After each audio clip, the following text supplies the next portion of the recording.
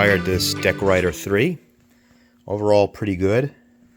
Right now, I'm bypassing the out of paper switch with a heavy paper tape measure, and it kind of seems to work. I press a letter, or I hold the letter down.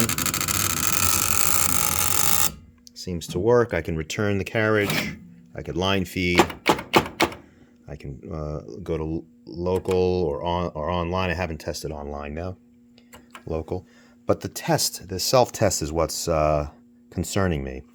So I go into test setup mode, and I press T, and let's see what happens. So I get one full good line of text, but on the return back, it stops about a third of the way, and everything locks up. There's no more, the system will not function. There's nothing I can do to get it out of this state.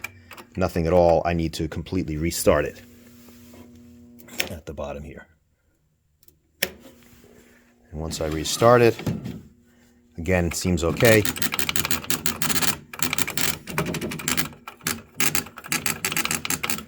But this self-test, let me try the other mode of self-test here. So I'm going to go Control Setup, and it's in Setup mode, and I'm going to hit, hit Test, and let's see what happens. Again, the exact same thing, the exact same spot.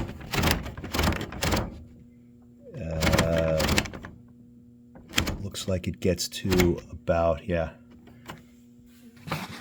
third of the way, and then the whole system freezes. There are no more lights right now. Nothing to be done. The next test I'll do is the non-printing test. So I'll put it in setup mode. I restarted it, obviously. And what is it? Shift right. I think it's shift right greater than. Let's see what happens.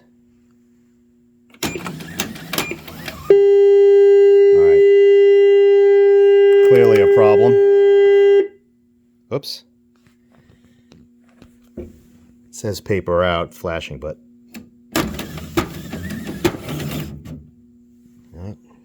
don't know what's going on here. Still in setup mode.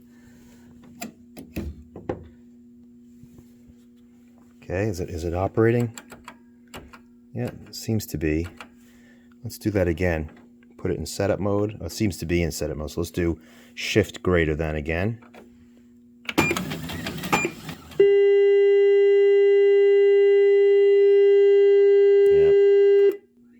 I hit a key. It stops. Again, it says paper out, but the paper out button is definitely pressed if I reset it.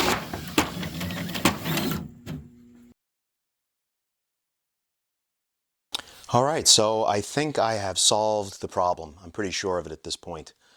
I took the cover off, the yellowed cover, and what we have is the insides.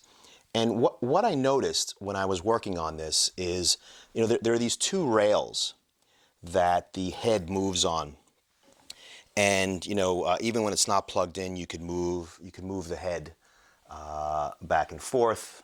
And it's what I noticed is that the rear rail, the front rail I noticed was pretty smooth, felt good, but the rear rail here was kind of sticky, a little bit sticky. And I also noticed that when we were having the failures, that we would go forward, and then on the way back it would stop.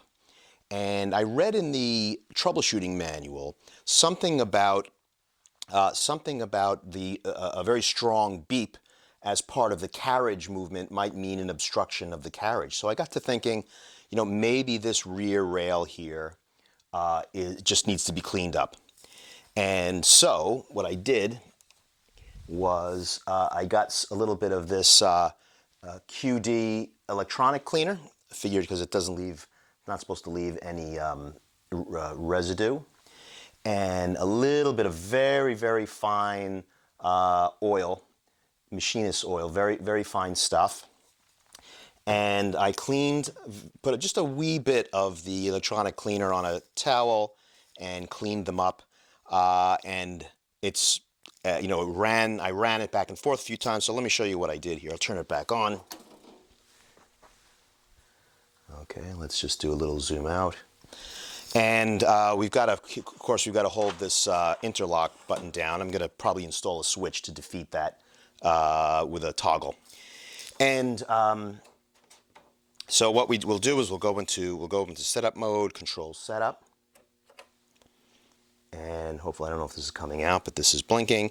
And the first thing I did after I cleaned it and lubed it is I did the non-printing test to just get the carriage to move, the head to move back and forth to distribute the oil. And as you can see now, working very, very, very well here. Let's stop that. And now let's do the printing test, and you'll see all the goodies here. I think we do, what is it, a T test. We're still in setup test. And hopefully that's coming out, but it's working.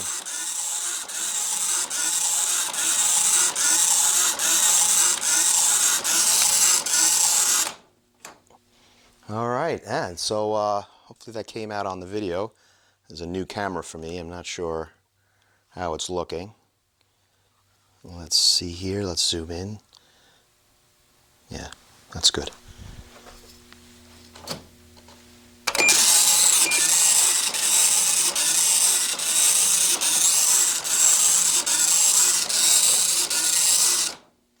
All right, voila. So thank the Lord that this was an easy fix. I was really concerned that I would have to start dealing with replacing capacitors and power supply issues, or you know, microprocessor issues, or who knows what bad things could have befallen us here. Okay, that's it. The Decwriter 3 LA-120 seems to be operating in self-test mode, and we'll get these hooked up to some computers.